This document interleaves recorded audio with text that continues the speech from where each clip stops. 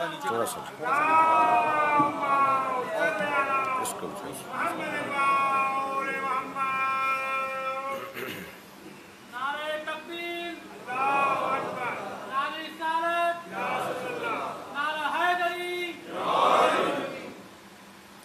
فاتحہ بسم اللہ الرحمن الرحیم الحمد للہ رب العالمین الرحمن الرحیم مالک یوم الدین ایاک نعبد و ایاک نستعین اهدنا الصراط المستقیم صراط الذین انعمت علیہم غیر المغضوب علیہم ولا الضالین صل علی محمد وعلی اعوذ باللہ من الشیطان الرجیم بسم اللہ الرحمن الرحیم الحمد للہ الذی لا یبلغ مدحته القائلون ولا يحصي نغماءه العادون ولا يعدي حقه المجتهدون الذي ليس لصفته حد محدود ولا نعت موجود ولا وقت معدود ولا أجل ممدود فطر الخلائق بقدرته ونشر الرياح برحمته الصلاة والسلام على الرسول المسدد المصطفى الأمجد المحمود الأحمد سيدنا ومولانا ومولى الكونين جد الحسن والحسين عاني والقاسم محمد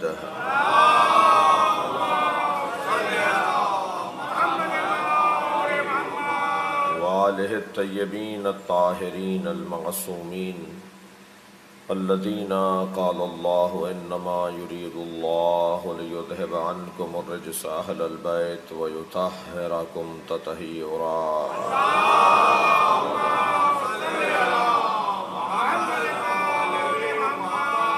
ولعنة الله على أعدائهم أجمعين من يوم عداوتهم إلى قيام يوم الدين أما بعد قال الحكيم في قرآن الكريم بسم الله الرحمن الرحيم قل هو الله أحد الله الصمد لم يلد ولم يولد ولم يكن له كفوا أحد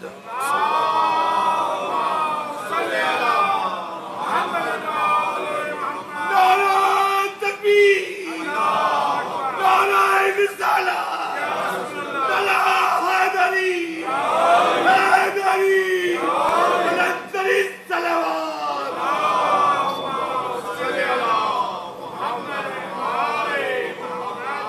اے میرے حبیب، اے میرے نبی، اے میرے مصطفیٰ، اے میرے محمد کہہ دو هو اللہ احد، وہ اللہ جو تم مانتے ہو، جس اللہ کو تم مانتے ہو اسے احد مانو، وہ اللہ احد ہے۔ بحث وجود پروردگار پر نہیں ہے، گفتگو اللہ کے ہونے پر نہیں ہے، گفتگو اس پر ہے کہ وہ احد ہے۔ هو اللہ احد اللہ الصمد، اور وہ اللہ جو احد ہے وہ صمد ہے، بے نیاز ہے۔ اس جگہ اور لوگوں کے بیٹھنے کی گنجائش ہے تو اسے کہا جائے گا یہ نیاز مند ہے لوگوں کے بیٹھنے کے لیے، لیکن اگر یہاں تل دھرنے کی جگہ نہ ہو اور ایسی پر ہو کہ گنجائش ہی نہ ہو تو اس کیفیت کو صمدیت کہا جاتا ہے۔ صلوات پڑھیں محمد وآلہ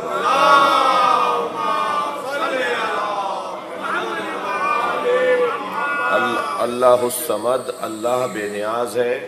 نہیں معلوم کہ کل کی مجلس میں بھی ان آیات کے اوپر جیسا بہتر انداز سے بات ہونی چاہیے ہو پائے گی یا نہیں۔ اللہ الصمد، اللہ بے نیاز ہے۔ لم یلد ولم یولد، اس نے لم یلد، نہ ہی وہ کسی سے، نہ ہی اس نے کسی کو جنا ہے، ولم یولد، اور نہ ہی کوئی اس سے جنا گیا ہے۔ خالق ہونا اور ہے، والد ہونا اور ہے۔ اللہ خالق کائنات تو ہے مگر اللہ کسی کا والد نہیں ہے۔ اب یہ بات سمجھنے اور سمجھانے کی ہوگی کہ خالق اور والد میں کیا فرق ہے۔ والد ہمارے خالق نہیں ہے، اگر ہمارے خالق ہوتے تو جب چاہتے اولاد ہو جاتی۔ صرف جلدی سے گزرتے ہوئے ترجمے کے باب میں عرض کر رہا ہوں کہ منتیں، مرادیں، دعائیں، وظیفے، پہلے سال ہی اولاد کیوں نہیں ہو گئی اگر یہ خالق ہے تو؟ یہ خالق نہیں ہے، یہ سبب انتقال مخلوق الہی ہے۔ لم یلد، نہ ہی اس نے کسی کو جنا ہے، ولم یولد، نہ ہی کسی نے اسے جنا ہے، ولم یکن لہو کفوا احد، اور کوئی نہیں ہے کوئی، لم یکن کوئی نہیں ہے کوئی، کفوا برابر، احد کوئی بھی نہیں ہے، برابر کوئی بھی، اس کے برابر کوئی نہیں ہے۔ اب یہ کف برابری کا جو عنوان ہے، فلاں فلاں کے ہم منصب ہیں، فلاں کا گریڈ اور ان کا گریڈ ایک جیسا ہے، فلاں کی تعلیم اور ان کی تعلیم ایک جیسی ہے، فلاں کا پیسہ ان کا پیسہ ایک جیسا ہے، میدان شجاعت میں وہ بھی ایسے ہیں وہ بھی ویسے ہیں۔ یہ جو ایک جیسا اور مثلیت اور برابری اور ہمتائی کا عنوان قرار دیا جاتا ہے، کائنات میں کوئی نہیں ہے جو اللہ جیسا۔ اب یہ بات روشن کرنے کے لیے ہم پر کرم کیا ہے، میں آج کی مجلس کے حسن ختام یہی ہے کہ ہمیں اللہ اگر ملے گا تو ابواب اللہ سے ملے گا۔ ہمیں اگر اللہ ملے گا تو ہمیں ان سے ملے گا جنہوں نے اللہ کو سمجھا ہے۔ من عرفک فقد عرفنی، نبی فرما رہے ہیں یا علی جس نے تمہیں پہچان لیا اس نے مجھے پہچان لیا۔ من عرفک فقد عرفنی، جس نے تمہیں پہچان لیا۔ اب ترتیب یہ ہے، صلوات پہ پڑھیں محمد والے۔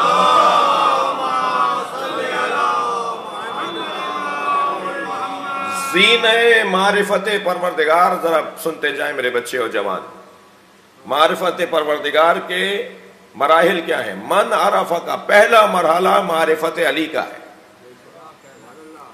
سب سے زیادہ جو ظہور پائے گا نا وجود، وہ مولا علی کا وجود ظہور پائے گا۔ یہ اللہ کا ارادہ ہے، یہ منصوبتاً ہوا ہے کام، یہ طے شدہ کام ہوا ہے۔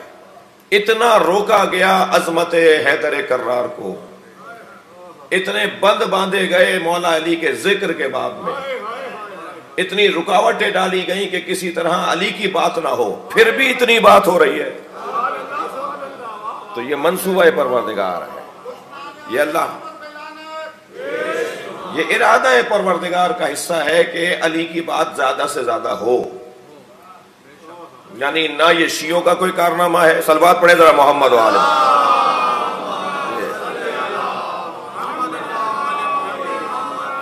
اور نہ ہی یہ شیعہ حکومتوں کا کوئی کارنامہ ہے۔ کہتے ہیں جی وہ تیمور کے زمانے میں تعزیہ داری ہوئی، کہتے ہیں کہ جی وہ شاہ عباس تیمہ صفوی نے سن 400 ہجری میں پہلا جلوس نکلوایا، کہتے ہیں جی وہ قاچاریوں نے پہلی مرتبہ فلاں کام کیا، کہتے ہیں جی وہ صفویوں کے دور میں مثلا فلاں کام ہوا۔ نہیں، یہ ارادہ پروردگار ہے۔ اللہ چاہتا ہے کہ مولا علی کی بات زیادہ ہو۔ من عرفک، یا علی جس نے تمہیں پہچان لیا، فقد عرفنی اس نے مجھے پہچان لیا، ومن عرفنی فقد عرف اللہ، جو مجھے پہچان لے گا وہ اللہ کو پہچان لے گا۔ زینہ معرفت پروردگار علی سے شروع ہوتا ہے جو اللہ پر جا کر ختم ہوتا ہے۔ تو آغاز یہاں سے۔ اب یہ میں سمجھتا ہوں بہت زیادہ اس پہ ہمیں غصہ نہیں کرنا چاہیے کہ بہت سے لوگ رک گئے صرف مولا علی پر۔ صلوات پڑھیں ذرا محمد والے۔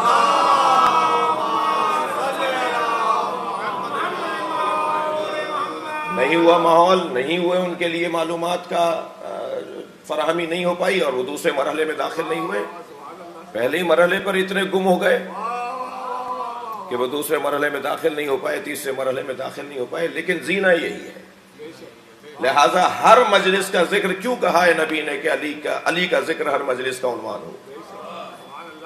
یہ حدیث زینوا مجالسکم بذکر علی بن ابی طالب، اپنی مجلسوں کو علی کے ذکر سے زینت دو۔ مجلس تو دو لوگوں کے ملنے کو بھی کہا جاتا ہے نا، یہ تو نہیں ہے کہ اجتماع ہوگا تو مجلس کا عنوان ہوگا کہاں جا رہے ہو جی مجلس میں جا رہے ہیں، نہیں، تم دو لوگ مل رہے ہو، یہ بھی تو مجلس ہے، یہ بھی تو ملاقات ہے، ہر ملاقات میں۔ لہٰذا بعض قوموں کے ہاں ثقافت کا حصہ ہو گیا ہے ملاقات کرتے وقت سلام اور یا علی مدد بولنا۔ میں کہتا ہوں جن کی ثقافت کا حصہ ہو گیا ہے وہ نبی کی حدیث پر قدرے زیادہ عمل کر رہے ہوتے ہیں کہ جب بھی ملاقات کرو علی کے ذکر کے ساتھ اپنی ملاقاتوں کو اور مجلسوں کو بہتر اور بلند صلوات نبی کی ذات میں۔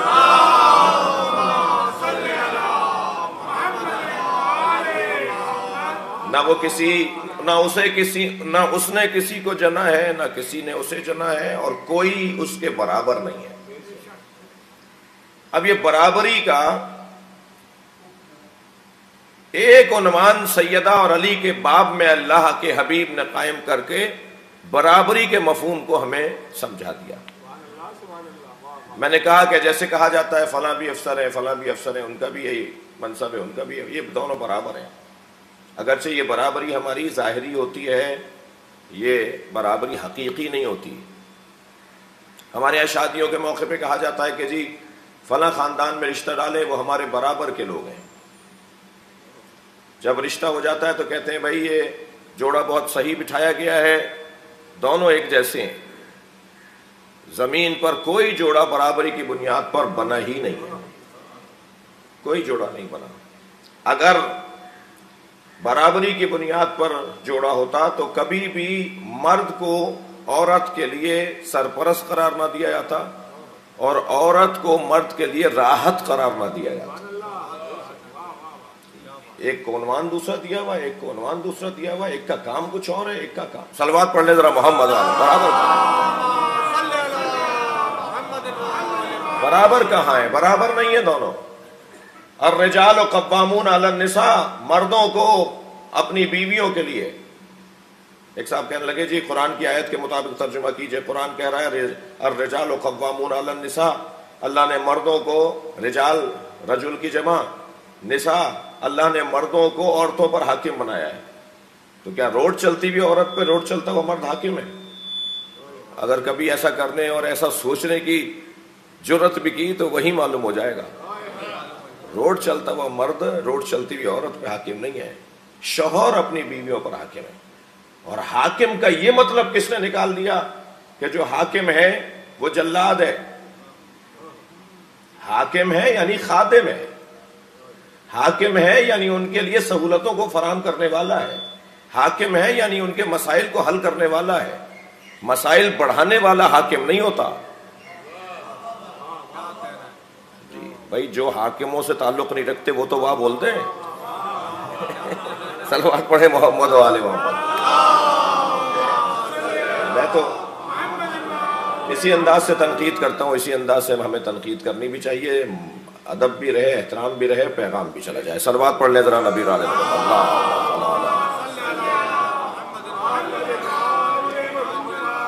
خواتین پر مرد حاکم نہیں ہے، شوہر حاکم ہیں اپنی بیویوں پر، اور حاکم کا یہ مطلب نہیں ہے کہ جو مطلب معمولاً لیا جاتا ہے، رؤوف، مہربان، سہولتیں فراہم کرنے والا۔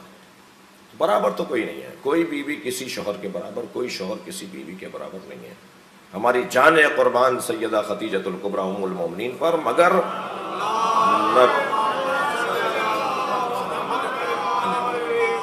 نبی کی یہ زوجہ جو ساری زوجاؤں میں باعظمت ترین زوجہ ہیں، وہ زوجہ بھی نبی کے برابر نہیں ہے۔ النبی اعلیٰ، بس ختم بات، میرا نبی سب سے بلند ہے۔ تو قرآن نے جب صراحت کے ساتھ کہہ دیا تو پھر بات ہی نہیں ہونی ہے کچھ اور۔ تو نبی کے برابر تو کوئی نہیں، جب نبی کی زوجہ بھی نبی کے برابر نہیں، کسی نبی کی زوجہ کسی نبی کے برابر نہیں ہے، تو پھر ہماری زوجائیں ہمارے معاشرے میں یہ مثال کیسے ہوگی؟ برابری کی بنیاد پر کہتے ہیں جی کف ہونا چاہیے. کف کا کیا مطلب ہے؟ پیسہ ایک جیسا ہو، شہرت ایک جیسی ہو، خاندان ایک جیسا ہو، تعلیم ایک جیسی ہو. کف کا مطلب بہت اگر ہم ادنا کم سے کم اس کا مفہوم سمجھتے ہیں تو کف کا مطلب ہے ایمان ایک جیسا ہونا چاہیے. وہ اللہ کو مانتا ہے، رسول کو مانتا ہے، اہل بیت کو مانتا ہے، نماز ایسے پڑھتا ہے، ایمان ایک جیسا ہو تو ہم کہتے ہیں یہ دونوں کف ہیں ایک دوسرے کے. اگر کم سے کم یہ میں مراد ہے برابر ہونا. جوڑا بنانے جا رہے ہیں آپ اپنے بچی کی فلاں کے ساتھ، اپنے بچے کا فلاں کے ساتھ، یہ جوڑا بناتے ہوئے اپنے کف کا انداز اپنایا. کف کیا ہے؟ یعنی ایمان ایک جیسا.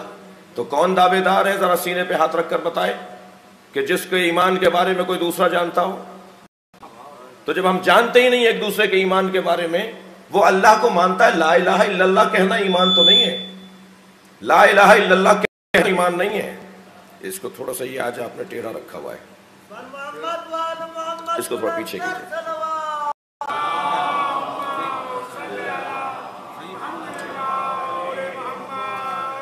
ہمیں تو نہیں پتا کس کا ایمان کیسا ہے. صرف نبی کا اقرار کر لینا تو نہیں ہے. میں بہت دیر نہیں رکوں گا، صرف ایک جملہ کہہ کے آگے بڑھ رہا ہوں. لو علم ابو ذر ما فی قلب سلمان قتلہ. ابو ذر کو معلوم ہو جائے نا کہ سلمان کا ایمان کیسا ہے تو ابو ذر سلمان کو قتل کر دے. تو ایمان بھی برابر نہیں ہے. علم میں برابر، شجاعت میں برابر، سخاوت میں برابر، غیرت میں برابر، عزت میں برابر. کوئی ایک عنوان فضیلت بتائیے جس میں علی زہرا سے زیادہ ہو اور زہرا علی سے زیادہ ہو. دونوں کو اللہ نے ہم پلہ بنایا ہے. اور اگر اب جو مطلب لولا علی لما کانا لفاطمہ کفن علی وجہ الارض ولم یکن لہو کفن. لولا علی لما کانا لفاطمہ کفن علی وجہ الارض آدم فمن دونہ. اگر علی نہ ہوتے تو فاطمہ کے کوئی برابر ہی نہ ہوتا. علی کو فاطمہ کے اور فاطمہ کو علی کے برابر بنا کر اللہ نے اپنی توحید کے عقیدے کو بچایا ہے. صلوات پڑھے محمد و آل محمد. ورنہ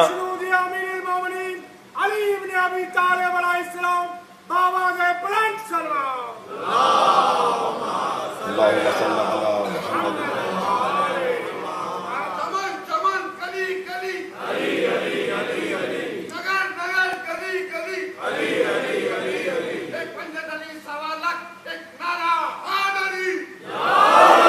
دقت چاہوں گا عزیزان گرامی، اس کا کوئی کف نہیں ہے، اس کے کوئی برابر نہیں ہے. جن کے کوئی برابر نہیں ہے ان کو بھی ایک کو دوسرے کا برابر بنا دیا. اللہ ہے تو پھر قدیم بھی ہوگا. یہ میں آج سوچ رہا ہوں نا کہ اللہ ہے اور یہ دلیل دے رہا ہوں نا اپنے آپ کو کہ اللہ ہے، تو ابھی تو نہیں ہوا میرے سوچنے سے. جی یہ بحثیں تو آج کی تو نہیں ہے، یہ بحثیں تو پرانی ہیں. ہم کوئی نئی بات تو ویسے بھی نہیں کر رہے. اللہ ہے تو پھر قدیم ہے. ہر مفہوم کے لیے جو صفت ہوتی ہے اس میں ایک صفت اخص ہوتی ہے، ایک عام ہوتی ہے. سب سے پہلی صفت جو ہوتی ہے اسے صفت اخص کہا جاتا ہے. جی وجود کے لیے خدمت، وجود وحدت کے لیے خدمت، ایک وجود کے لیے قدیم ہونا، ایک اللہ کے لیے قدیم ہونا، یہ اس کی صفت اخص ہے، ہمیشہ سے ہے. اچھا اگر وحدت الوجود نہ ہو، ایک وجود نہ ہو، دو وجود ہوں تو پھر دو قدیم ہوں گے. دو قدیم ہوں گے تو پھر خود بخود دو قادر بھی ہوں گے. دو قادر ہوں گے تو دو ذی حیات اور دو حی بھی ہوں گے. دو حی ہوں گے تو دو عالم بھی ہوں گے. دو عالم ہوں گے تو دو مرید بھی ہوں گے. یہ وہ اللہ کی صفات ثبوتیہ جو آپ نے بچپن میں ابتدا میں پڑھی ہیں. جی قدیم ہے وہ. ایک اگر وحدت الوجود اور وحدہ لا شریک کو ہم مان رہے ہیں تو ہمیں ایک قدیم ماننا پڑے گا. دو قدیم نہیں ہو سکتے. دو قدیم نہیں ہو سکتے تو دو حی بھی نہیں ہو سکتے، اب اس کے ساتھ جڑی ہوئی ہے۔ دو صاحب ارادہ، مثلا ایک نے ارادہ کیا ہے کہ مشرق سے سورج نکلے، دوسرا ارادہ کر رہا ہے شمال سے نکلے، تو ہو نہیں سکتا یہ۔ یا اجتماع نقیضین لازم آئے گا فلسفے کی زبان میں، یا ارتفاع نقیضین لازم آئے گا، یا سورج نکلے گا ہی نہیں جی، یہ ہو ہی نہیں سکتا کہ ایک سورج وہاں سے نکلے ایک وہاں سے، دو نظام۔ مولا کائنات کا فرمان سنیے، مولا فرماتے ہیں کہ اگر دو اللہ ہوتے، اللہ کے علاوہ ایک اور اللہ بھی ہوتا تو کوئی اس کا رسول بھی تو ہوتا، کوئی اس کی جانب سے نظام بھی تو ہوتا، اور کوئی اس کی جانب سے کتابیں بھی تو ہوتی۔ جتنے بھی نبی آئے ہیں ان سب نے روشوں میں تو اختلاف ظاہر کیا، کتابوں میں تو ان کے ہاں مختلف چیزیں تھیں، شریعت میں تو ان کے مختلف چیزیں تھیں، مگر ان سارے نبیوں کے ہاں ایک چیز متفق اور متحد تھی، اور وہ اللہ وحدہ لا شریک کا پیغام۔ سب نے ایک بات سب نے کی ہے، اور وہ یہ کہ اللہ احد ہے، اللہ ایک ہے، اللہ یکتا ہے، اللہ تنہا ہے۔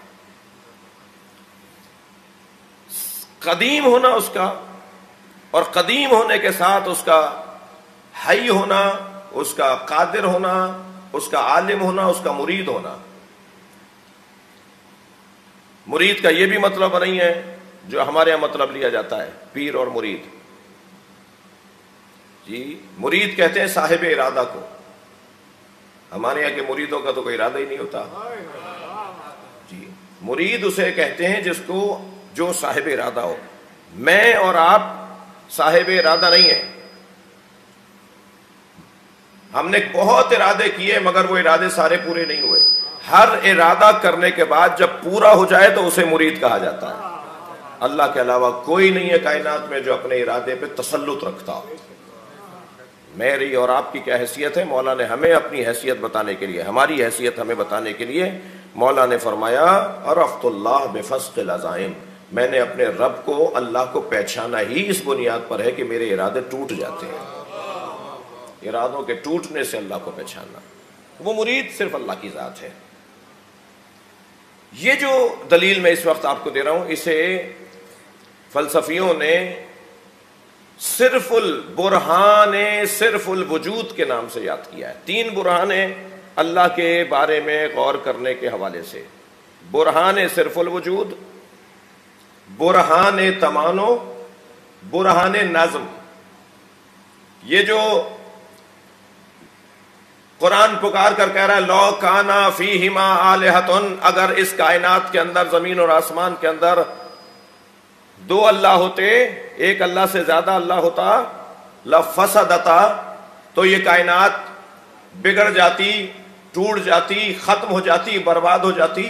اس کا نظم بتا رہا ہے کہ کائنات کا ایک چلانے والا اور ایک بنانے والا ہے۔ اس برہان کو فلسفے میں کہتے ہیں برہان نظم۔ وہ جو پہلے میں نے بات کی ہے اس برہان کو کہتے ہیں برہان صرف الوجود۔ اور یہ بھی ذہن میں ہے کہ یہ تینوں برہان، جو تیسرا برہان بھی عرض کر رہا ہوں، یہ تینوں مولا کائنات کے بنائے ہوئے برہان ہیں۔ علی سے زیادہ کسی نے اللہ کو اچھا سمجھایا ہی نہیں۔ اور برہان تمانو یہ ہے کہ اگر دو اللہ ہوتے تو ایک دوسرے کے ضد میں ہوتے، ایک کو مارنا چاہ رہا ہے، ایک کو زندہ رکھنا چاہ رہا ہے، ایک کو زندگی دینا چاہ رہا ہے، ایک کو زندگی نہیں دینا چاہ رہا ہے۔ یہ جو معنی آ رہے ہیں ایک دوسرے کے سامنے آ کے کھڑے ہو رہے ہیں، یہ دلیل ہے کہ نہیں ایک اللہ ہے، ورنہ یہ نہیں ہوتا جو ہو رہا ہے۔ یہ کائنات دو نگاہوں سے دیکھی جاتی ہے، یا حادثہ ہے یا منصوبہ ہے۔ یہ کائنات حادثہ ہے تو حادثے کے کچھ تقاضے اور ہیں، یہ کائنات منصوبہ ہے تو اس کے کچھ جلوے اور ہوں گے۔ ہم نے کہیں جا کر زمین کھودنا شروع کی تو وہاں سے لمبے چوڑے نوکیلے موٹے چھوٹے پتھر نکلنا شروع ہوئے، تو کوئی ذہن میں چیز نہیں آ رہی کہ یہاں پر کچھ تھا یا نہیں تھا۔ لیکن کہیں جا کے زمین کی کھدائی کی گئی تو وہاں سے پتھروں کے برتن نکلنا شروع ہوئے، پلیٹیں نکلنا شروع ہوئیں، دیگیں نکلنا شروع ہوئیں، چمچے نکلنا شروع ہوئے. تو وہ برتن، وہ ڈھلی ہوئی چیزیں بتائیں گی کہ یہاں پہلے کوئی رہتا تھا. حادثہ اگر کچھ بھی نہیں ہے، کوئی بھی نہیں ہے بنانے والا، تو اس کائنات کو بے ہنگم ہونا چاہیے تھا. اس کائنات کا نظم، بھائی آپ میں کائنات پر، قرآن نے کہا ہے نا کہ ساری کائنات پہ غور کر لو، اپنے اوپر غور کر لو. جو سارا نظم اس کائنات میں رکھا گیا ہے وہی ہمارے 6 فٹ کے بدن میں بھی رکھا گیا ہے. یہ خود بخود ہوتا چلا جا رہا ہے. ذرا ڈاکٹروں سے زیادہ تو کوئی اللہ کا ماننے والا ہی نہیں ہوتا اگر چاہے تو. یہ کتنا بہترین نظام رکھا ہے. یہ واحد مشین ہے جو 90 سال تک چلتی رہتی ہے. جی یہ موٹر چلتی رہتی ہے، بند ہی نہیں ہوتی. یہ دل جو ہے چلتا رہتا ہے، بند ہی نہیں ہوتا. اسے مسلسل مختلف قسم کی توانائیاں چاہیے اور یہ چلتا رہتا ہے. مولا فرماتے ہیں، کبھی غور کیا کہ اگر اللہ نے تمہارے پیروں کے درمیان وہ نشیب نہ رکھا ہوتا تلووں میں تو تمہیں 4 پیروں کی ضرورت پڑتی. ذرا صلوات پڑھ لیں محمد و آل محمد.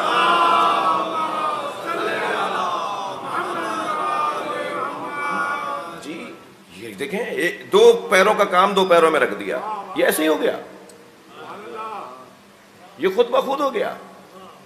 وہ جو اس ہمارے بدن کے اندر اتنی حکیمانہ، اتنے حکمت کے ساتھ نظام کو مرتب کر رہا ہے، اس نے پوری کائنات میں بھی رکھا ہے یہی نظام.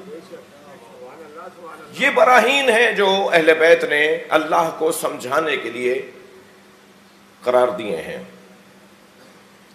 عزیزان گرامی،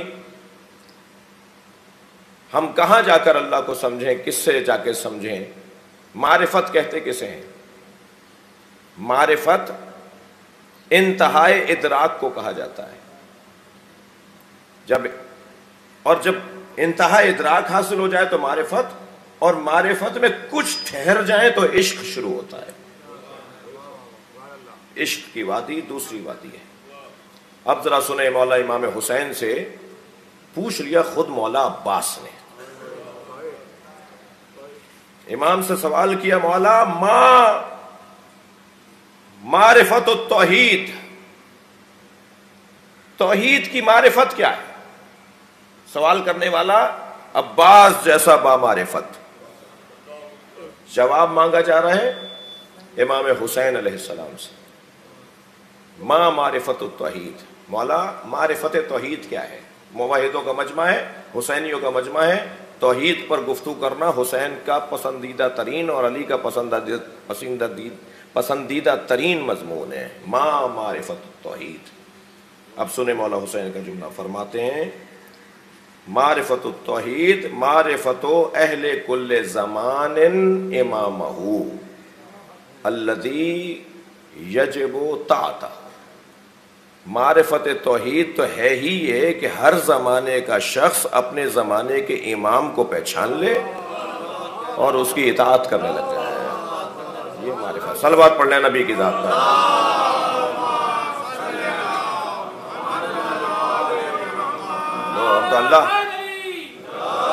ہم تو سمجھ رہے تھے کہ معرفت توحید یعنی اللہ کی معرفت، یہ جو وحدت وجود کی طرف کوئی لے کر جائے گا وہ امام لے کر جائے گا.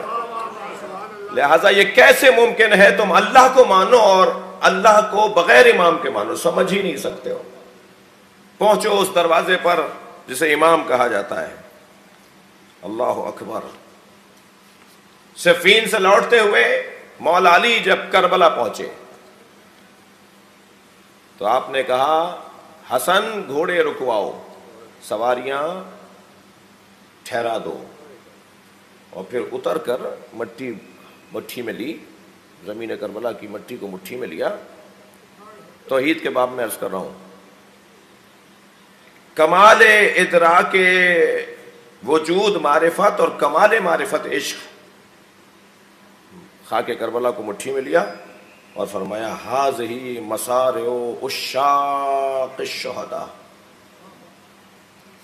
لا یسبقہم من کان قبلہم ولا یلحقہم من بعدہم. یہاں عاشق گھوڑوں سے گریں گے، یہ عاشقوں کے گھوڑوں سے گرنے کی جگہ ہے۔ لا یسبقہم من کان قبلہم، یہ وہ عاشق ہوں گے کہ ان سے پہلے والے ان سے آگے نہیں نکلے اور ان کے بعد والے بھی ان سے آگے نہیں جا سکیں گے۔ یہ عشق میں ایسے عاشق ہوں گے۔ ما معرفت التوحید یا ابن رسول اللہ، فرمایا معرفت کل اہل کل زمان امامہ، ہر زمانے کا شخص اپنے امام کو پہچان لے، یہی اس کی معرفت ہے۔ اب کمال معرفت امام، اللہ اکبر، یہی کمال معرفت توحید ہے۔ جو جتنا امام کو پہچانے گا اتنا ہی اللہ کو پہچانے گا۔ اب کمال معرفت امام کا جلوہ اگر کہیں دیکھنا ہے تو اسے ایک عباس علمدار کہا جاتا ہے۔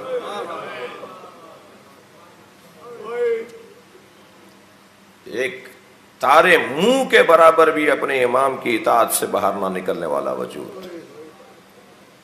ذرا غور تو فرمائیں، جو 36 سال سے کربلا کا انتظار کر رہا ہو، جی، اور اسے ہر مرحلے میں کہا گیا ہو تمہیں کربلا کے لیے مانگا گیا ہے، تمہیں کربلا کے لیے مانگا گیا ہے، تو کربلا میں کیا اس کا حوصلہ، کیا ہمت، کیا ارادے ہوں گے۔ جب کبھی بصرے میں تلوار کھینچی اور منظر بدلنے لگا تو امام حسن نے آگے بڑھ کر کہا بھائی یہ بصرہ ہے، کربلا نہیں ہے، اپنی توانائیوں کو کربلا کے لیے بچاؤ۔ کبھی مدینے میں ایسا منظر بنا، فرمایا اپنی توانائیوں کو کربلا کے لیے بچاؤ۔ حتیٰ اس وقت جناب عباس دیوار کی طرف رخ کر کے رو رہے تھے جب جناب امام حسن کے جنازے پہ تیر لگے تھے،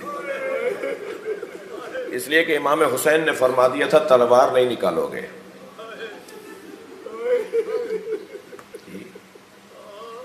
جو باب فضائل مولا عباس میں ہوں، فضائل کا بڑا گہرا ربط مصائب کے ساتھ ہے۔ وہ صاحب فضیلت ہو ہی نہیں سکتا جو صاحب مصیبت نہ ہو۔ جسے کسی کو کوئی مقام پانا ہے وہ آج 8 محرم کو ارادہ کرے کہ مصیبتوں کو مول لے گا تو مقام ملے گا۔ آسانی سے مقام نہیں ملے گا، کسی کو بھی پریشانیاں اٹھائے گا، دل کٹیں گے، احساسات مریں گے، جذبات کو ٹھیس پہنچے گی، ارادوں کے ٹوٹنے کا منظر نظر آئے گا، جو چاہتے ہیں وہ نہیں ہو پائے گا، اور پھر اس کام کو اپنے مولا کی اطاعت میں وقف کر دیا جائے گا، تب جا کر عباس مولا کی عین بنے گی۔ ابھی عباس علمدار باب الہوائی جیسے ہی نہیں ہو گئے، ان سے مانگو تو اللہ دیتا ہے، یہ اللہ کا دروازہ بن گئے۔ جی، ایک خاص روب ہے عباس نام میں، ایک خاص جلال ہے حضرت عباس کے نام میں۔ اس کا کیا سبب ہے؟ ایسے ہی نہیں ہوا، وہ معرفت امام۔ فرمایا عباس ہم مکہ چھوڑ رہے ہیں، تم بتاؤ ان حاجیوں کو کہ ہم مکہ کیوں چھوڑ رہے ہیں؟ رات کی تاریکی میں نہیں جائیں گے، چھپ کر نہیں جائیں گے، ایسے نہیں ہوگا کہ ہمارے جانے کے بعد معلوم ہو کہ حسین چلے گئے۔ ہم سب کو بتا کے جائیں گے کہ ہم مکہ چھوڑ کر جا رہے ہیں۔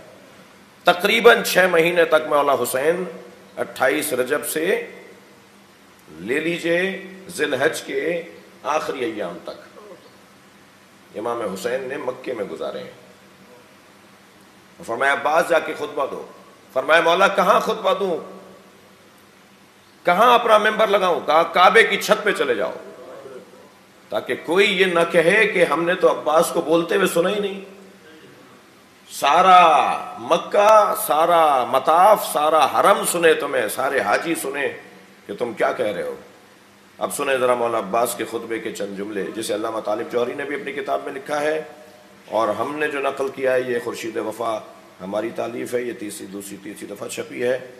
اس خطبے کو خطیب کعبہ، مناقب سادات الکرام، سید العارفین کی کتاب اور حدیث کربلا میں انہی کتابوں سے جن سے ہم نے لیا ہے، انہی کتابوں سے حدیث کربلا میں علامہ طالب جوہری نے بھی لیا ہے۔ علامہ طالب جوہری کی مقتل کی کتاب ہے حدیث کربلا کے نام سے،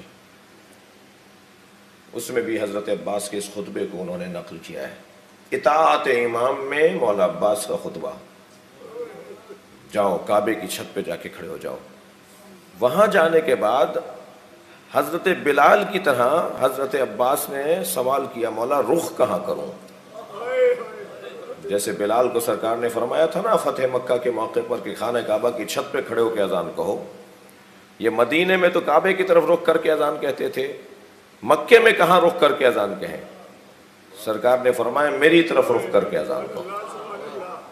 جہاں سرکار بیٹھے ہیں اس طرف حضرت بلال نے اپنا رخ کر لیا، اذان کہہ رہے ہیں۔ مولا عباس کعبے کی چھت پر کھڑے ہیں اور مولا حسین اپنے خیمے میں کرسی پر تشریف فرمائے۔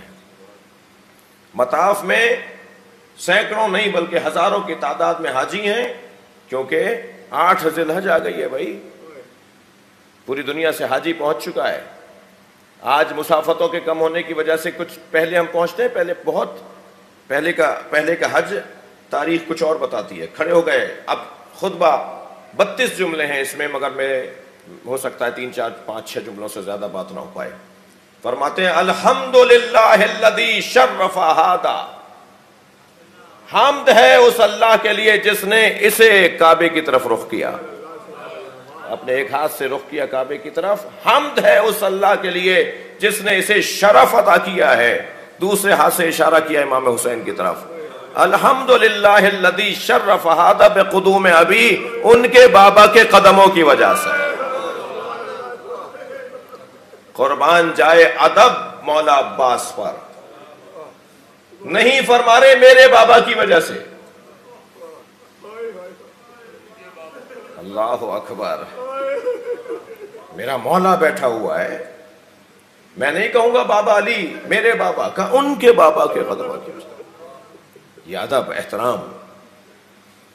الحمدللہ الذی شرف ھذا بقدوم ابی من کانا بالامس بیتن، جملہ سنیے گا، جو کل تک اینٹوں کا گھر تھا علی کے قدموں کی وجہ سے سارا قبلتن تمہارا قبلہ بن گیا۔ یہ خود ایک دلیل ہے مولا عباس کا خطبہ کہ مولا کائنات کی ولادت کعبے میں ہوئی ہے، اور دلیلوں میں ایک دلیل خود مولا عباس کا خطبہ ہے۔ پھر فرماتے ہیں ایتھا الکفرۃ الفجرہ اتصدون طریق البیت الی الامام البررہ، اے کافرو اے فاجرو، ارے یہ تو مکے میں ہے، یہ تو مطاف میں ہے، یہ تو احرام باندھے ہوئے ہیں، کیا کہہ رہے ہیں مولا عباس؟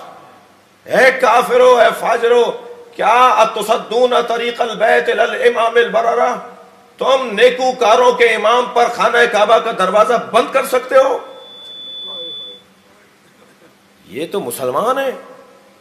عباس بتانا چاہتے ہیں جو حسین کو مارنے آئے وہ مسلمان کہاں رہا، کیونکہ انہی کے درمیان وہ خنجر چھپائے ہوئے لوگ بھی تھے جو کعبے میں حسین کو مارنا چاہتے تھے۔ کوئی جگہ تو رہ جائے کہ جہاں لوگ اطمینان کے ساتھ رہیں، کوئی جگہ تو ہو جہاں امن کہلائے۔ مولا نے کعبہ اس لیے چھوڑا کہ اگر میرا قتل یہاں ہو گیا، لوگ بات درک نہیں کر پاتے، جذباتیت کا شکار ہیں۔ وہ جو تیسرے دور حکومت کے اندر مولا نے حسنین کو کھڑا کیا کہ خبردار قتل نہ ہونے پائے، اسے سمجھنے کی ضرورت ہے۔ جب معاشرے کے معتبر لوگوں کو ایسے مار دیا جائے گا، آپ نہ مانے معتبر، میں نہ مانوں معتبر کسی کو، تو کیا وہ معتبر نہیں ہے معاشرے کا؟ سمجھنے کی بات ہے، لوگ سمجھ نہیں پا رہے اس کو۔ ہم جذباتیت کا شکار ہے ایک بہت بڑا طبقہ۔ کیوں کھڑا کیا حسنین کو کہ خبردار قتل نہ ہونے پائے؟ اس لیے کہ پھر کوئی نہیں بچے گا، پھر بدامنی نیچے تک آ جائے گی۔ جب بدامنی اوپر کی سطح پر ہو جائے تو پھر کوئی نہیں بچتا۔ امام نے مکہ اس لیے چھوڑا کہ اگر کعبے میں حسین مار دیا گیا تو پھر یہ لوگ کون ہیں بھائی؟ پھر اور لوگوں کی کس کی کیا حیثیت بنتی ہے کہ اس کو نہ مارا جائے کعبے میں؟ اس لیے مجھے مرنا ہے، مجھے شہید ہونا ہے، مجھے تو قربانی دینی ہے، پھر یہ میری جگہ بھی نہیں ہے، یہاں قربانی میری دب جائے گی۔ اصحاب اخدود کی قربانی دب گئی۔ حضرت ابراہیم کی قربانی کو اگر اللہ نے قرآن میں جگہ نہ دی ہوتی تو قربانی دب جاتی۔ ہمیں اگر تاریخ میں گزرنے والی قربانیوں کا علم نہیں ہے تو اس کا مطلب یہ نہیں ہے کہ قربانیاں نہیں دی گئیں، نہیں، جو قربانی سجائی گئی ہے وہ حسین کی قربانی ہے، خود حسین نے بھی سجائی ہے اور اللہ نے بھی حسین کی قربانی کو سجایا ہے، لہذا چھوڑ دیا مکے کو۔ ایتھا الکفرۃ الفجرہ، اے کافرو اے فاجرو، کیا تم یہ دروازہ بند کر سکتے ہو نیکوکاروں کے امام پر؟ اب جملہ مولا حسین کی عظمت پر، من ہوا احق بہ من سائر البریہ، کون ہے اس گھر کے بارے میں حق رکھنے والا اللہ کی مخلوق میں سوائے حسین کے؟ اس گھر پر کس کا حق زیادہ ہے؟ من ہوا ادنا بہ، کون ہے جو اس گھر سے سب سے قریب ہے؟ اب تیسرا جملہ اس گھر سے حسین کی عظمت اور تعلق کے حوالے سے مولا عباس کا جملہ، وَلَوْلَا حِكَمِ اللَّهِ الْجَلِيَّةِ لَوْلَا حِكَمِ اللَّهِ الْجَلِيَّةِ وَأَسْرَارُهُ الْعُلْيَا وَإِخْتِبَارُهُ الْبَرِيَّةِ، اگر اللہ کی حکمت جلی نہ ہوتی اور اللہ کا راز نہ ہوتا اور لوگوں کے امتحان میں پڑھنے کا خوف نہ ہوتا۔ کیا تین چیزیں بیان کر رہے ہیں؟ اللہ کی حکمت نہ ہوتی، اللہ کی حکمت نہ ہوتی، اللہ کا راز نہ ہوتا اور لوگوں کے امتحان میں پڑھنے کا خوف نہ ہوتا۔ جملہ سنیں، لطار البیت الیہ قبل ان یمشی لدیہ، تو حسین کعبے کی طرف جب بڑھنے لگتے تو کعبہ اڑ کر حسین کے پیروں میں آ جاتا۔ یہ منظر دکھا دیتا اللہ۔ صلوات پڑھیں محمد و آل محمد۔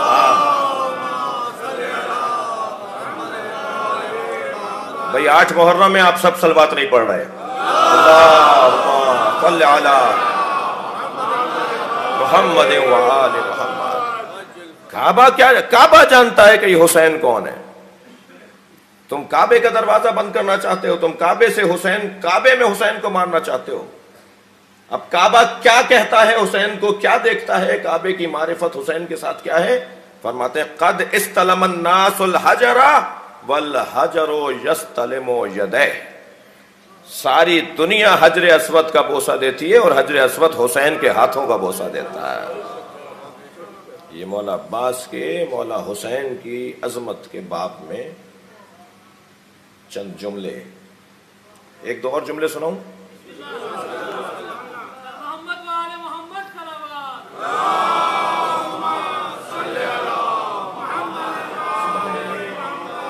فرماتے ہیں وَلَوْ لَمْ تَكُنْ مَشِيَّةَ مَوْلَايَ مَجْبُولَةً مِّن مَشِيَّةِ الرَّحْمَانِ، اگر میرے مولا حسین کی مرضی اللہ کی مرضی کی پابند نہ ہوتی، لولا مشیت الرحمن مولایا مشیت الرحمن، اگر ایسا نہ ہوتا لوقعت علیکم، تو میں تم پر جھپٹتا کصقر الغضبان علی عصافیر الطیران، جیسے باز چڑیوں پہ جھپٹتا ہے، میں تمہارا حال یہ کرتا جیسے ایک بڑا پرندہ چھوٹے چھوٹے پرندوں پر جھپٹتا ہے، میں تمہارے ساتھ یہ کر دیتا۔ اتخافون قوما، اللہ اکبر، عظمت دیکھیے مولا عباس اپنا تعارف کروا رہے ہیں۔ اتخافون قوما، تم اس قوم کو ڈرا رہے ہو بالموت، موت سے، اللہ اکبر۔ اتخافون قوما یلعبوا بالموت فی الطفولیہ کیف کان فی الرجولیہ، تم انہیں موت سے ڈرا رہے ہو جو بچپن میں موت کو پٹختے تھے، جوانی میں کیا ہوں گے؟ ہمیں موت سے نہیں ڈراؤ، ہم موت سے ڈرنے والے لوگ نہیں ہیں۔ چند جملے چھوڑتا ہوں، آگے بڑھ رہا ہوں۔ حضرت فرماتے ہیں بیچ میں یزید کی حضرت نے برائی کی ہے، یزید کی مذمت کی ہے، تم میرے مولا کو اس کے ساتھ ملاتے ہو؟ جہاں قرآن اترا ہو، جہاں طہارتیں اتری ہوں، وہ ان کے ساتھ قابل مقایسہ؟ کچھ جملے کہے مولا نے، پھر آگے فرماتے ہیں اللہ اکبر، وَأَنْتُمْ وَقَعْتُمْ فِي الْغَفْلَةِ، تمہیں ایک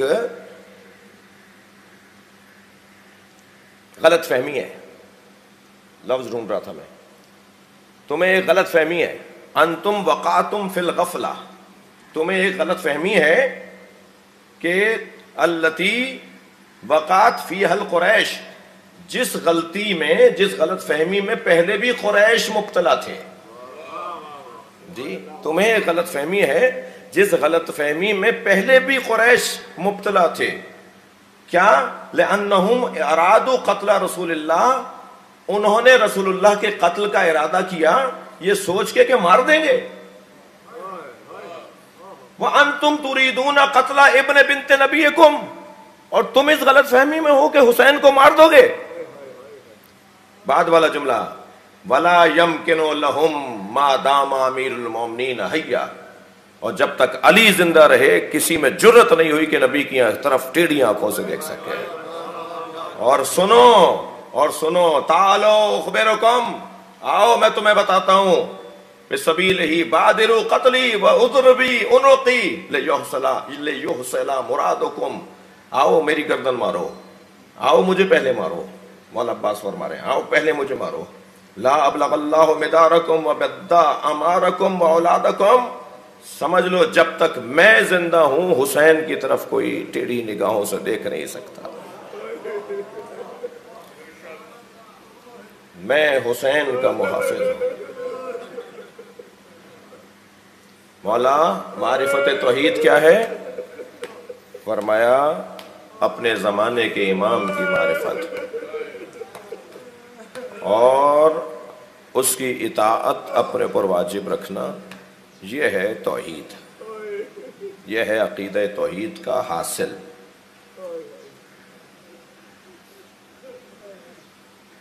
جب پیر چلنا شروع ہوئے نا مولا عباس، تو جناب زینب ہاتھ پکڑ کے چلاتی تھی اپنے بھائی کو، اور اسی وقت کہتی تھی عباس تمہیں بابا نے حسین کی نصرت کے لیے مانگا ہے. سلام ہو اس ماں پر جس نے عباس جیسا بچہ تربیت کر کے کربلا کے حوالے کیا ہے. اور جناب ام البنین فرماتی تھی عباس حسین تمہارے بھائی نہیں ہیں، حسین تمہارے مولا ہیں، حسین تمہارے مولا ہیں. ہمیشہ حسین کو اپنا مولا ماننا، لہذا کبھی مولا حسین کو بھائی نہیں کہا، ہمیشہ مولا کہا، ہمیشہ مولا کہا. ہر مرحلے کے اوپر مولا عباس کو یہی کہا جاتا رہا کربلا کربلا کربلا. جیسے ہی امام حسین نے 2 محرم کو بتایا نا عباس یہ کربلا ہے، تو جتنا اطمینان اور چہرے پہ تراوٹ اور بشاشت حضرت عباس کو تھی اتنا شاید ہی کسی کے ہو. یہ میری معراج کی جگہ ہے، یہ میری معراج کی جگہ ہے، یہاں سے مجھے عظمت ملنی ہے، یہی وہ جگہ ہے جس کے لیے مجھے پیدا کیا گیا ہے.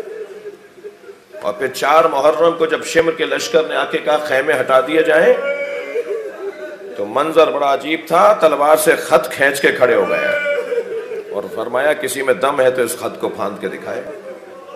اکیلے عباس کھڑے ہیں، ادھر سے لشکر بڑھ رہا ہے. کہا کہ میں بتاتا ہوں کہ کربلا میں کیوں کرایا ہوں. 9 محرم کو جب پہلا حملہ ہوا ہے تو علامہ نقن صاحب لکھتے ہیں کہ گھوڑا دوڑاتے ہوئے اس انداز سے اترے آئے اور اس انداز سے حسین کے خیمے کے قریب اترے کہ اس سے پہلے عباس علمدار کا یہ جلال نہیں تھا. امام سے اذن دخول لیا، مولا مجھے خیمے میں آنے کی اجازت ہے. امام نے فرمایا عباس خیمے میں آ جاؤ. سن لیجئے کسی کا موبائل بج رہا ہے. مولا خیمے میں آ جاؤں؟ عباس خیمے میں آ جاؤ. فرمایا مولا آپ کہتے تھے ہمیں پہل نہیں کرنی. اجرکم اللہ، اجرکم اللہ. چلیے کربلا چلیے. مولا آپ کہتے تھے ہمیں پہل نہیں کرنی. پہل ہو گئی ہے. اب میں بتاؤں کہ میں کربلا میں کیوں آیا ہوں؟ فرمایا اپنی تلوار مجھے دو. اللہ اللہ اکبر. فرمایا اپنی تلوار مجھے دو، جاؤ ایک رات کی مہلت لے کر آؤ. میں مولا حسین سے کہوں گا مولا حضرت علی اکبر کو بھیج دیا ہوتا. بڑے مجاہد موجود تھے کربلا میں، کسی اور کو بھیج دیا ہوتا. نہیں، حسین چاہتے ہیں کہ عباس کا مقام ثابت ہو. عباس نے جو خود کو امام کی اطاعت میں ڈھالا ہے وہ ثابت ہو رہا ہے. گردن جھکا دی. عزادارو آپ رو رہے ہیں نا، بازوؤں کے کٹنے پہ بھی تکلیف ہوئی ہوگی، یقیناً تکلیف ہے. سر پہ گرز کے لگنے سے بھی تکلیف ہوئی ہے، مگر سب سے بڑی تکلیف بتاؤں مولا عباس کی کیا ہے؟ ایک کم ظرف سے جا کر کچھ مانگنا. اللہ اللہ کسی شریف ترین فرد کو کسی کم ظرف کے سامنے نہ لے جائے. جا کر کہا میرے مولا حسین نے کہا ہے جنگ عاشور کے دن کرو. آج 9 محرم ہے، طے ہے، پہلے سے طے ہے. حسین تو جانتے ہیں کہ معاملہ کیا ہے. کہا جنگ عاشور کے دن کرو. تو پسر سعد کہنے لگا میں مشورے کے بغیر جواب نہیں دوں گا. مولا کھڑے ہیں، رکے ہوئے ہیں، یہ مشورے کر رہا ہے. یہ خود بھی چاہتا تھا کہ جنگ عاشور کے دن ہو. شمر سب سے زیادہ چاہتا تھا کہ جلد سے جلد حسین کا سر کاٹ کر شام لے جائے. تو ابن جمو نامی ایک بصرے کا سردار تھا، وہ کہنے لگا کہ اے پسر سعد، اگر ترک اور دیلم کے غلام جو سب سے سستے غلام مل جاتے تھے، ہر کم پیسے والا، ہر دنیا میں کم حیثیت رکھنے والا شخص مالی طور پر وہ اس غلام کو خرید لیتا تھا، سستے غلام ملتے تھے، ان کا کوئی مقام نہیں تھا معاشرے کے اندر ان غلاموں کا. کہنے لگا اگر ترک اور دیلم کے غلام بھی کہتے ہیں نا کہ ہمیں مارنے میں ایک دن مؤخر کر دو تو ہمیں کر دینا چاہیے تھی. یہ زہرا کا لال ہے، یہ نبی کا نواسا ہے جس کی طرف سے پیغام آیا ہے کہ جنگ عاشور کے دن کرو، اجرکم اللہ. باہر آ کے آواز دی ہے عباس، عباس علی جا کر حسین سے کہو جنگ کل ہوگی. اب دوسرا دن نمودار ہوا. زدارو اللہ ہمیں کربلا مولا عباس کی زیارت کو لے جائے. جب آپ وہاں جائیں گے نا تو کربلا میں دیکھیں گے 2 برابر کے مزار ہیں. ایک امام حسین کا مزار ہے اور ایک حضرت عباس کا مزار ہے. یہ برابر کا مزار کیسے بن گیا؟ اس لیے کہ جس نے اپنی ذات کی نفی کی ہو پھر اللہ کی خاطر وہ زندگی گزارے تو اللہ اسے باب الحوائج بنا دیتا ہے. آج بھی اگر مجھے مولا حسین کو سلام کرنا ہے نا تو پہلے مجھے دروازے پہ جانا ہوگا، اور مولا حسین کے دروازے کو عباس کہا جاتا ہے. باب الحسین لقب ہے جناب عباس کا. عزاداروں میں نے ایک بات آپ کے سامنے بیان کی کہ چاہتے یہ تھے کہ کربلا میں اپنی جوہر شجاعت دکھائیں. جب روز عاشور نمودار ہوا تو سب سے پہلے بڑھ کر کہا مولا میں جاؤں؟ فرمایا عباس تم ہمارے علمدار ہو. یہ کربلا کے میدان میں مولا حسین نے 3 مرتبہ کہا ہے مولا عباس سے تم ہمارے علمدار ہو، تم ہمارے علمدار ہو. جب تیسری دفعہ کہا تھا نا اس وقت دائیں بائیں مڑ کر دیکھا اور کہا وہ لشکر کہاں ہے جس کا میں علمدار. اجرکم اللہ. مگر صبح عاشور جب مولا عباس نے جانے کا کہا تو فرمایا عباس تم ہمارے علمدار ہو، تمہیں ایک ایک کو روانہ کرنا ہے اور جنگ کو سنبھالنا ہے، اس جہاد کو مکمل کرنا ہے. جب پہلے پہر یعنی عاشور کا صبح کا وقت جو تھا وہ لشکر بے لشکر جہاد ہوا ہے. مولا حسین کی طرف سے 35 لوگ گئے ہیں اور وہاں سے 1000 لوگ آئے جنہوں نے ان 35 لوگوں کا مقابلہ کیا ہے اور ان کا آپس میں مقابلہ ہوا. یہ 35 لوگ، جواب دے رہا ہوں ان بچوں کو کہ غازی کیوں کہتے ہیں حضرت عباس کو. یہ 35 لوگ کربلا میں 1000 سپاہیوں کے درمیان گھر گئے تھے. بہت دیر مارکا سر کرتے رہے، تب امام حسین کی آواز آئی عباس جاؤ انہیں واپس لے کر آؤ. تب اکیلے عباس نے 35 کو کسی ایک کا نقصان ہوئے بغیر ان 35 کے 35 کو بچا کر لانے میں کامیابی اختیار حاصل کی. اس وقت سے حضرت عباس کا لقب عباس ہے. اور پھر جب دوسرا مرحلہ ہوا کہ تن بتن جنگ ہوگی، یہاں سے ایک جائے گا تو وہاں سے ایک آئے گا، لیکن وہاں سے ایسا ہوتا نہیں تھا. یہاں سے تو ایک جاتا تھا، وہاں سے جب ایک مار دیا جاتا تھا تو پھر 4 آ جاتے تھے. اور پھر جنگ لشکر میں تبدیل ہو جاتی تھی۔ عزاداروں، وقت اتنا تنگ ہوتا چلا گیا، قاسم کو بھی تیار کر کے بھیج دیا، علی اکبر کو بھی تیار کر کے بھیج دیا، اون و محمد کے لاشیں بھی اٹھا کر لے آئے۔ اب ایک ایسا وقت آ گیا کہ مولا حسین کے سامنے آ کے کھڑے ہو گئے۔ اب تک تو یہ کہتے تھے، آپ کی آوازیں بلند ہے، اب تک تو یہ کہتے تھے کہ مولا مجھے لڑنے کی اجازت دے دیجئے۔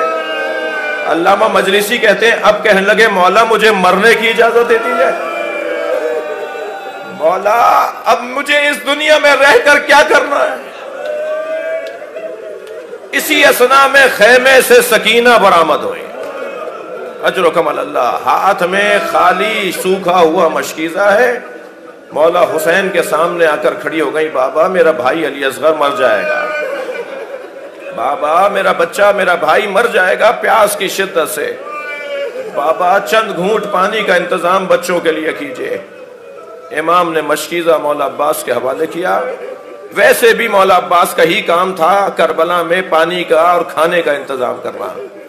مشکیزہ دیتے ہوئے فرمایا عباس اپنی تلوار ہمیں دو، یہ ڈھال لے لو، یہ نیزہ لے لو اور جا کے بچوں کے لیے پانی لے کر آؤ۔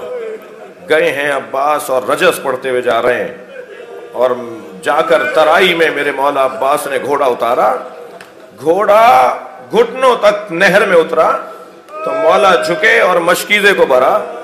بعض کا کہنا ہے کہ گھوڑے سے اتر کر مشکیزہ بڑھا، اور بعض کا کہنا ہے وہیں بیٹھے ہوئے مشکیزے کو بھرا، اور مشکیزہ ایک ہاتھ سے بھرنے کے بعد چلو میں پانی اٹھایا اور پھر اسے اتنا بلند کیا کہ سارا لشکر دیکھ لے کہ عباس کے ہاتھوں میں پانی ہے۔ عزادارو شاید یہ جو بازو کٹوائے ہیں نا عباس نے، اس کا ایک بڑا سبب یہ ہے کہ ان ہاتھوں کو پانی کی تراوٹ محسوس ہوئی ہے، اور مولا حسین پیاسے ہیں۔ میرے مولا نے پانی بھر کر رخ کیا ہے خیام حسینی کی طرف، اور جیسے ہی میدان سے گزرنے لگے تو آواز آئی پسر سعد کی، خبردار حسین تک اگر پانی پہنچ گیا تو یہ جنگ طویل ہو جائے گی، یہ جنگ طویل ہو جائے گی، تو پیاسے ہیں تب یہ حال ہے۔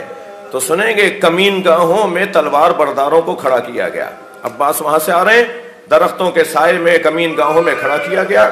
حکیم ابن طفیل نامی ایک ظالم نے مولا کا سیدھا ہاتھ کاٹا، دوسرے ہاتھ میں مشکیزہ لیتے ہوئے فرمایا میرا تم دوسرا ہاتھ بھی کاٹ دو گے تب بھی یہ پانی میں خیموں تک ضرور پہنچاؤں گا۔ عزادارو دوسرا بازو بھی قلم ہو گیا، علم ڈگمگاتا ہوا نظر آیا۔ ادھر حسین کھڑے دیکھ رہے ہیں کہ میرا بھائی کسی مشکل میں ہے۔ مولا عباس نے اپنے دانتوں میں مشکیزے کا دہنہ لیا اور اس تیزی سے آگے بڑھ رہے ہیں اور اپنے آپ سے کہہ رہے ہیں خبردار حوصلہ کرو، تمہیں پانی پہنچانا ہے۔ گھوڑے کو آواز دی ہے گھوڑے مجھے جلد سے جلد حسین کے خیمے تک پہنچا۔ عزادارو آواز آئی خبردار پانی خیموں تک نہ پہنچنے پائے۔ ایک سنسناتا ہوا تیر ہرملا نے مارا، ہرملا نے وہ تیر جو علی اصغر کے گلے پہ مارا تھا، وہ تیر جو حسین کے سینے پر مارا تھا، اسی قبیلے کا تیر ہرملا نے حضرت عباس کے مشکیزے پر مارا۔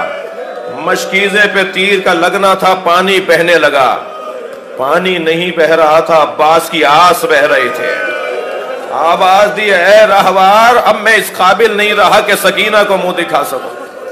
سنیں گے گھوڑا مڑا، سر پہ گرز آ کے لگا۔ اب عباس سے گھوڑے پہ بیٹھا نہ گیا۔ زمین کربلا پر عباس مولا آ رہے ہیں۔ 8 محرم میں عزادارو جناب ام البنین اکثر یہ مرثیہ پڑھا کرتی تھیں، جب میرے عباس کو یاد کیا کرو تو یہ بھی بیان کیا کرو کسی کے بازو نہ ہو اور وہ گرے۔ میرا عباس گھوڑے سے کیسے گرا ہوگا؟ ایک مرتبہ عباس علمدار گھوڑے سے زمین کی طرف آئے، آواز دی مولا میرا سلام آخر لیجئے گا۔ حسین نے کمر پکڑ لی، الآن ان کا سرا زہری۔ اب عباس حسین کی کمر ٹوٹ گئی۔ کیسے پہنچے ہیں اپنے بھائی کے لاشے پر؟ تھکیں گے نہیں، مجھے ایک منزل اور لینے دیجئے۔ کیسے پہنچے ہیں عباس کے لاشے پر اس کا بیان بہت مشکل ہے، لیکن جب لاشے پر پہنچے تو مولا عباس کے دونوں بازو کٹے ہوئے ہیں اور عباس زمین کربلا پہ گرز سر میں لگا ہوا ہے۔ مولا عباس زمین کربلا پر ہیں، مولا کا سر حسین مولا نے اپنی آغوش میں لے لیا۔ اجرکم اللہ، اجرکم اللہ، اجرکم اللہ۔ مولا عباس نے اپنا سر ہٹا دیا، پھر مولا نے اپنی آغوش میں لیا، پھر حضرت عباس نے سر ہٹا دیا۔ تو مولا حسین نے پوچھا عباس تم اپنا سر ہماری آغوش سے کیوں ہٹاتے ہو؟ فرمانے لگے مولا یہ شہزادوں کی جگہ ہے، مولا یہ سکینہ علی اصغر کی جگہ ہے، کہاں غلام کا سر؟ فرمایا عباس وصیتیں کرو۔ کہ مولا میری دو وصیتیں ہیں، پہلی وصیت تو یہ ہے کہ میرا لاشا خیمے نہ لے جائیے گا۔ اجرکم اللہ، اجرکم اللہ، آوازیں بلند ہیں، اللہ آپ کو اجر و ثواب۔ 8 محرم میں اور کون سا دن ہوگا رونے کا؟ مولا میرا لاشا خیمے نہ لے جائے، اگر سکینہ خالی کوزہ میرے لاشے پر لے آئی اپنی بھتیجے کو کیا منہ دکھاؤں گا؟ علامہ لکھتے ہیں کہ شاید ایک سبب یہ ہو جس کی کمر ٹوٹ گئی ہو وہ لاشا اٹھائے گا کیسے؟ لہذا خود فرما دیا میرا لاشا خیمے نہ لے جائیے گا۔ مولا دوسری گزارش یہ ہے کہ جب دنیا میں آیا تھا تو پہلے آپ کا چہرہ دیکھا تھا، اب دنیا کو چھوڑ رہا ہوں، میں آپ کے چہرے کی زیارت کرنا چاہتا ہوں۔ اجرکم اللہ۔ مولا نے فرمایا عباس کیا چیز مانے ہے؟ کہ مولا ایک آنکھ میں تیر لگ گیا، ایک آنکھ میں خون آ گیا۔ مولا نے اپنی ابا کے دامن سے عباس کی آنکھ کا خون صاف کیا، چہرہ انور کی زیارت کی مولا عباس نے۔ بس مجلس مکمل کر رہا ہوں، ایک جملہ مولا حسین نے پیشانی کا بوسہ دیتے ہوئے کہا عباس ایک آرزو ہماری بھی پوری کرو۔ ساری زندگی مولا کہا ایک دفعہ بھائی کہہ دو، یہاں عباس نے یا آخ، وہاں روح پرواز کرتی چلی گئی، سینے پہ سینہ رکھ دیا، لبوں پہ لب رکھ دیے۔ انا للہ و انا الیہ راجعون۔ ماتم حسین۔